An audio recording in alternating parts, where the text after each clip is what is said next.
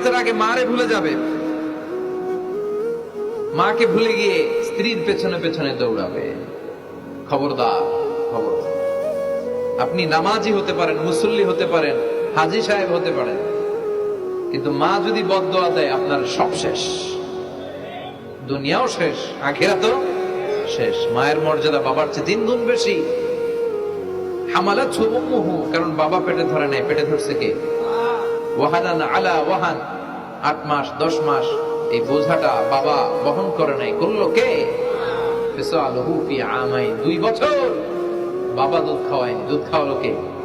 মায়ের এক ধার দুধের দাম কাটিয়া গায়ের চাম, বাপস বানাইলেও ঋণের শোধ হবে না, এমন দরদি ভাবে কেউ হবে না আমার মা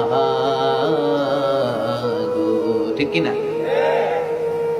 লাউ কাতা'তা জিলদাক, আপনার গায়ের চামড়া কেটে যদি মায়ের পায়ের জুতা বানিয়ে দেন, কি বানিয়ে দেন? কি দিয়ে? গায়ের চামড়া দিয়ে। এই যে 2 বছর যে দুধ খাইলাম, এই দুধের 1 ঢোক দুধের শোধটাও আদায় হবে না। জন্য খবরদার, মাকে যেন আমরা ভুলে না যাই। মা দোয়া করতে দেরি, ওই দোয়া কবুল হতে। আমরা ছোটবেলায় যে কত কষ্ট দিয়েছি, সবচেয়ে বেশি কষ্ট যখন দিয়েছি মাকে, ওই স্মৃতিগুলো আমাদের মনে পড়ে না। আপনার বয়স যখন 1 বছর, আপনি স্মৃতি হাতরে এত দূর যেতে পারবেন? 1 বছর বয়সে কি কি কষ্ট দিয়েছিলেন মনে আছে? মানুষের বয়স যখন 2, 3, 4 হয়, 4-5 বছর বয়সে, তখন তার কথাগুলো খেয়াল থাকে। কিন্তু সবচেয়ে কষ্ট কিন্তু মাকে বাবাকে আমরা দিয়েছিলাম যখন আমাদের বয়স 1-2 বছর ছিল। আর মায়ের পেটের ভিতরে যখন ছিলাম তখনও কষ্ট দিয়েছি কি দেই নাই? এক একটা লাথি যখন মেরেছি আমার মা বেহুশ হয়ে যেত।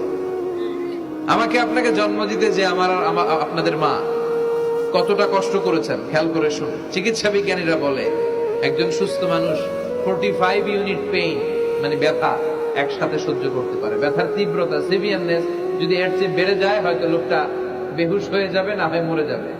কিন্তু আমার আর আপনার মা আমাকে আর আপনাকে জন্ম দিতে যে ওই ডেলিভারি যখন দিয়েছিল, 57+, 57 ইউনিটেরও বেশি ব্যথা তিনি সহ্য করেছিলেন।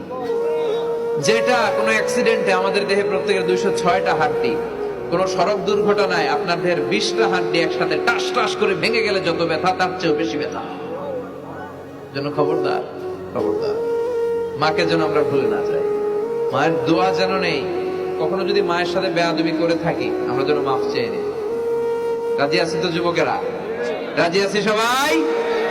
আমরা সবাই মায়ের দোয়া নিব। মায়ের দোয়া ছাড়া কেউ জীবনে সফল হতে পারে?